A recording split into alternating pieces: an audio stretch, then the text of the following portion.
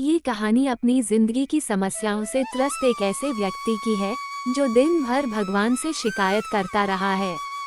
एक दिन उसकी मुलाकात भगवान से हो जाती है। एक आदमी मंदिर में सेवक था।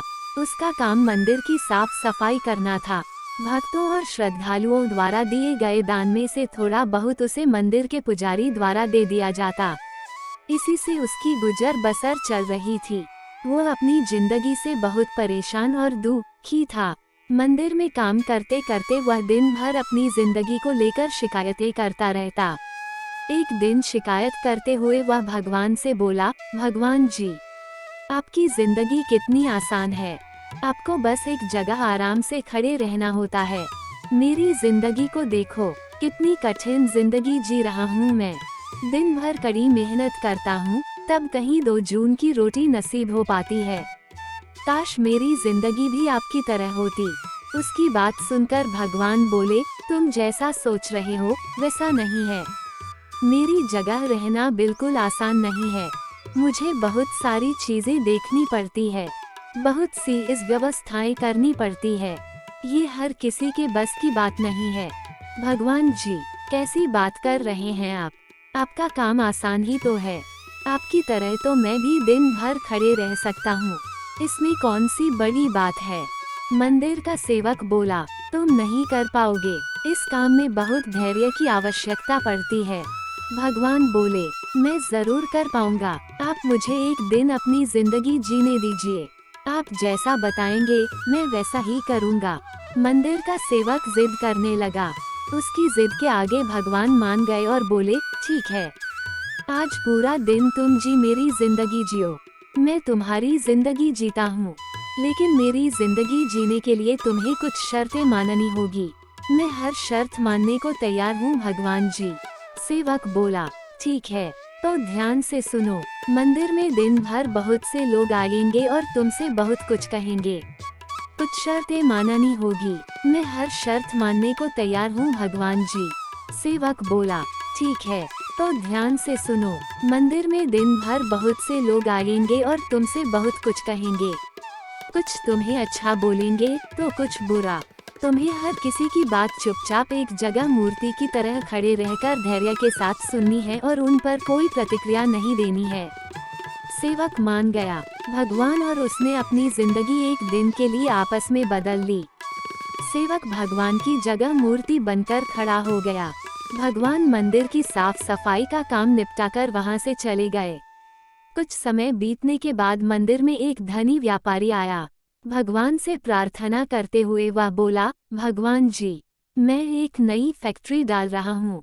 मुझे आशीर्वाद दीजिए कि यह फैक्ट्री अच्छी तरह चले और मैं इससे अच्छा मुनाफा कमाऊं।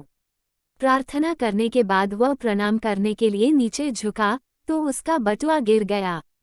जब वह वहां से जाने लगा तो भगवान की जगह खड़े मंदिर के सेवक का मन हुआ कि उसे बता दे कि उसका बटुआ गिर गया है, लेकिन शर्त अनुसार उसे चुप रहना था।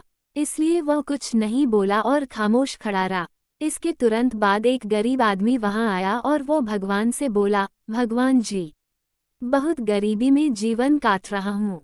परिवार का पेट पालना है, माँ की दवाई की व्यवस्था करनी है।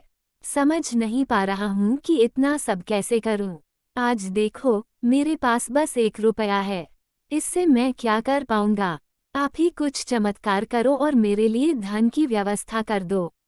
प्रार्थना करने का बाद जैसे ही वह जाने को हुआ, उसे नीचे गिरा व्यापारी का बटुआ दिखाई दिया। उसने बटुआ उठा लिया और भगवान को धन्यवाद देते हुए बोला, भगवान जी, आप धन्य है। आपने मेरी प्रार्थना इतनी जल्दी सुन ली। इन पैसों से मेरा परिवार कुछ दिन भोजन कर सकता है। माँ की दवाई की भी व्यवस्था हो जाएगी। भगवान को धन्यवाद देकर वह वहां से जाने लगा। तब भगवान बने मंदिर के सेवक का मन हुआ कि उसे बता दे कि वह बटुआ तो व्यापारी का है, उसे मैंने नहीं दिया है। वह जो कर रहा है वह चोरी है। लेकिन वह चुप रहने के लिए विवश था, इसलिए मन मारकर चुपचाप खड़ा रहा। मंदिर में आने वाला तीसरा व्यक्ति एक नाविक था। वह 15 दिन के लिए समुद्री यात्रा पर जा रहा था। भगवान से उसने प्रार्थना की कि उसकी यात्रा सुरक्षित रहे और वह सकुशल वापस आ सके। वह प्रार्थना कर ही रहा था कि धनी व्यापारी वहां आ गया। वो अपने साथ पुलिस भी लेकर आया था। नाविक को देखकर वह पुलिस से बोला, मेरे बाद ये मंदिर में आया है, जरूर इसने ही मेरा बटुआ चुराया होगा, आप इसे गिरफ्तार कर लीजिए। पुलिस नाविक को पकड़कर ले जाने लगी। भगवान बने आदमी को अपने सामने होता हुआ ये अन्याय सहन नहीं हुआ। शर्त अनुसार उसे चुप रहना था, लेकिन उसे लगा कि बहुत गलत हो चुका है।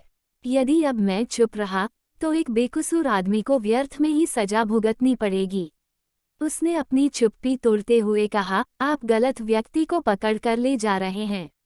ये बटुआ इस नाविक ने नहीं, बल्कि इसके पहले आए गरीब व्यक्ति ने चुराया है। मैं भगवान हूँ और मैंने सब देखा है। पुलिस भगवान की बात कैसे नहीं मानती। उनकी बात मानकर उन्होंने नाविक को छोड़ दिया और उस गरीब आदमी को पकड़ लिया जिसने बटुआ लिया था। शाम को जब भगवान वापस आए तो मंदिर के सेवक ने पूरे दिन का वृतांत सुनाते हुए उन्हें गर्व के साथ बताया कि आज मैंने एक व्यक्ति के साथ अन्याय होने से रोका है। देखिए आपकी जिंदगी जीकर आज मैंने कितना अच्छा काम किया है। उसकी बात सुनकर भगवान बोले, ये तुमने क्या किया? मैंने तुमसे कहा था कि चुपचाप मूर्ति बनकर खड़े रहना, लेकिन वैसा न कर तुमने मेरी पूरी योजना पर पानी फेर दिया।